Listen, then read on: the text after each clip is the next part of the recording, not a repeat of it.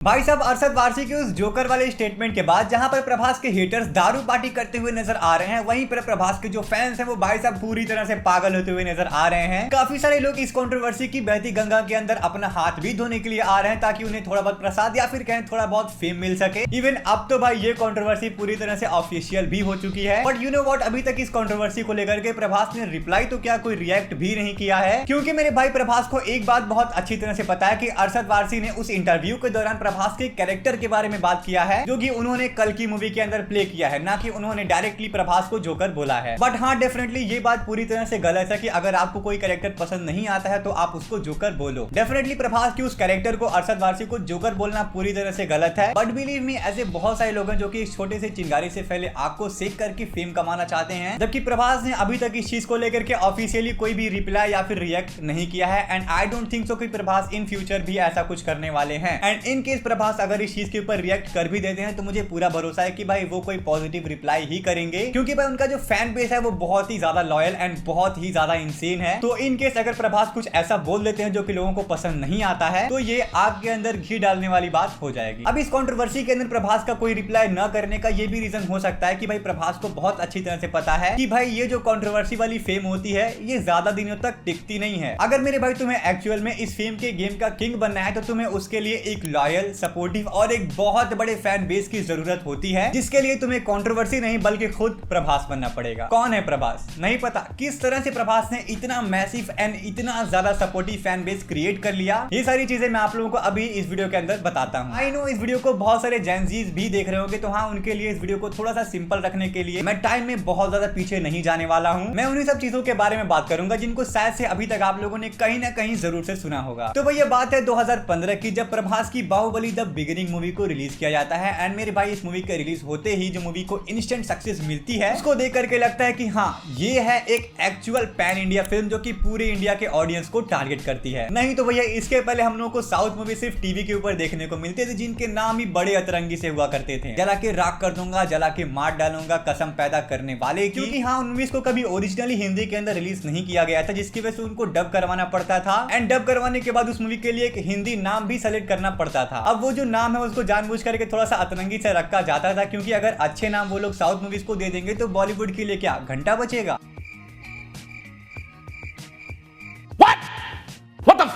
तो यहाँ पर भाई जो नाम समझ में आता था वो लोग नाम उस मूवी को दे देते थे। बट आफ्टर बाहुबली मेरे ख्याल से आप लोगों ने इस चीज को काफी कम ही देखा होगा कि भाई किसी साउथ मूवी को काफी अतरंगी सा नाम दे दिया जाता है। एंड इस बाहुबली मूवी के रिलीज होने के बाद आप लोगों को साउथ इंडस्ट्री की तरफ से बहुत सारे कमाल के पैन इंडिया लेवल के मूवीज देखने को मिले थे। बट मेरे भाई फिर यहाँ पर जब प्रभास की बाहुबली 1 एंड बाहुबली 2 के बाद प्रभास की अगली मूवी साहो को रिलीज किया जाता है, यहाँ पर गेम काफी हद तक चेंज हो चुका था। प्रभास की साहो मूवी लाइफ टाइम में 400 से 450 करोड़ का कलेक्शन करती है। और फिर इसके थोड़े ही समय बाद प्रभास की एक और मूवी आती है जिसका नाम था भाई राधेश्याम, और ये मूवी 165 करोड़ का कलेक्शन करती है। और फिर उसके बाद प्रभास की एक और सबसे फेमस मूवी आदि पुरुष आती है जो कि भाई 350 करोड़ का कलेक्शन करती है। एंड गाइस मैं आप लोगों को बता दूं, साहो, राधेश्याम, आदि पुरुष, ये तीनों ही मूवीज बॉक्स ऑफिस के ऊपर बहुत बुरी तरह से फ्लॉप हो गई थी। हाँ, साहो मूवी 450 करोड़ का कलेक्शन करने के बाद फ्लॉप, राधेश्याम 165 करोड़ का कलेक्शन करने के बाद फ्लॉप, आदि पुरुष 350 करोड़ का कलेक्शन करने के बाद भी फ्लॉप। रीजन काफी सिंपल था कि भाई इन तीनों ही मूवीज के जो बजट थे वो काफी ज्यादा थे। एंड बाहुबली मूवी से मिले फेम के बाद प्रभास ने अपने सारी मूवीज के अंदर जो चार्जेस थे वो काफी ज्यादा कर दिए थे। प्रभास एक मूवी करने के लिए 100 से 150 करोड़ तक का चार्ज कर लेते हैं, जो कि एक बहुत बड़ा नंबर है। एग्जाम्पल के तौर पर मैं आप लोगों को बता दूं कि भाई जो स्त्री 2 मूवी आप लोगों को देखने को मिली है वो पूरी मूवी आप लोगों को 70 to 65 करोड़ के बीच में बनी हुई देखने को मिलती है। वहीं पर प्रभास अपनी सिंगल मूवी करने के लिए 100 से 150 करोड़ रुपए चार्ज करने लगे थे। अब हाँ, डेफिनेटली अगर किसी मूवी का जो बजट है वही इतना ज्यादा हो जाएगा तो मूवी से जो प्रॉफिट है उसको निकाल पाना काफी मुश्किल हो जाएगा। एंड अगर इन तीनों ही मूवी साहो, राधेश्याम एंड आदि पुरुष मूवी का जो बजट है वो कम होता तो डेफिनेटली ये मूवीज भी बॉक्स ऑफिस के ऊपर एक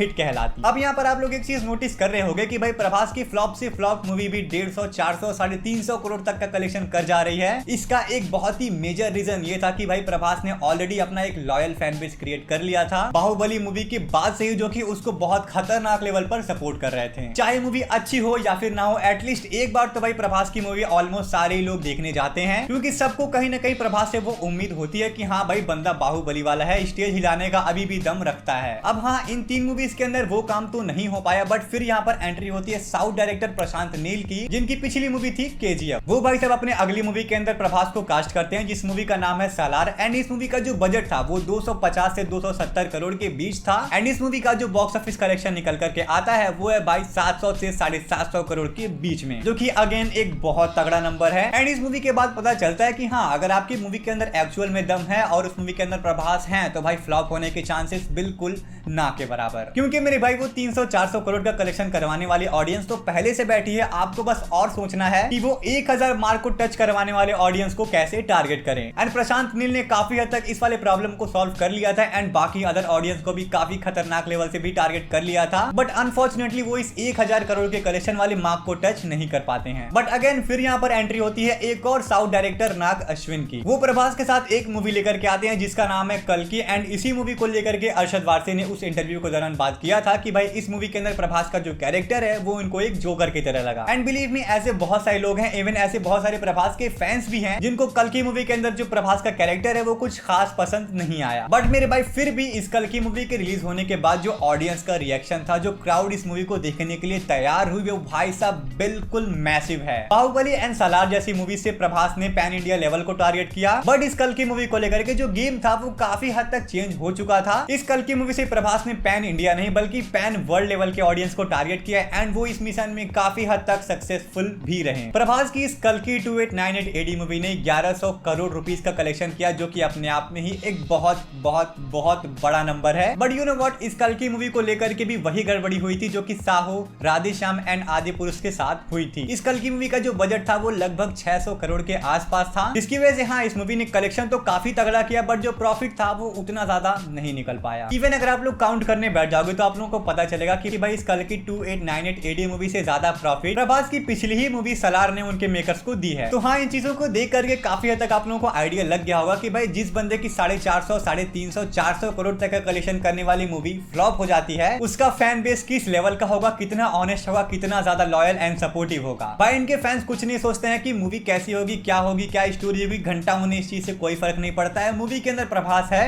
तो हम जाएंगे देखने। एंड हाँ, ये जो फैन बेस है, ये फैन बेस प्रभास को रातों रात तो डेफिनेटली नहीं मिला। उसके लिए इन्होंने काफी ज्यादा मेहनत भी की है, काफी सारे क्रिटिसिज्म भी झेले हैं एंड मोस्ट इंपॉर्टेंट, बंदे ने एक्सपेरिमेंट करना कभी भी नहीं छोड़ा। क्योंकि यार जब कोई सुपरस्टार उस सर्टेन लेवल पर पहुंच जाता है तो उसके बाद वो एक्सपेरिमेंटल मूवीज करना काफी कम कर देता है कि नहीं यार, मुझे इस मूवी की स्टोरी पसंद नहीं आ रही है, ये मूवी काफी एक्सपेरिमेंटल है, लोगों को पसंद आएगी या फिर नहीं, ऐसा लोग सोचने लगते हैं। बट प्रभास इस चीज को लेकर के पूरी तरह से प्रिपेयर थे कि हाँ, अगर मूवी फ्लॉप होती है, मूवी लोगों को पसंद नहीं आती है तो उन्हें क्या रिएक्ट करना है, सिंपल, कुछ भी नहीं। हाँ, मैंने अपने पिछली वीडियो के अंदर बोला था कि भाई प्रभास का जो रियल लाइफ कैरेक्टर है वो काफी हद तक रोहित शर्मा से मिलता जुलता है, जो कि अभी भी मैं कहूंगा कि हाँ यार, बंदा काफी हद तक रोहित शर्मा की पर्सनैलिटी से मैच करता है। बंदे का दूर दूर तक कंट्रोवर्सी से कोई लेना देना नहीं है, कोई फालतू के कमेंट्स पास नहीं करता, कोई फालतू का फेम क्रिएट करने की कोशिश नहीं करता, जो जवाब है वो अपने कंटेंट के थ्रू ही देता है। बस हाँ, जिस तरह से रोहित शर्मा वार्निंग देते हैं कि भाई गार्डन के अंदर नजर मत आना, कोई भी गार्डन में घूमेगा मास्क तोड़ना सबका,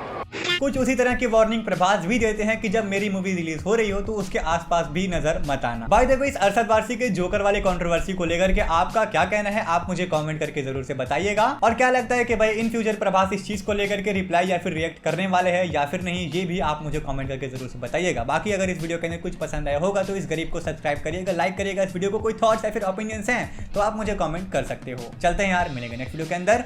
थैंक्स फॉर वॉचिंग।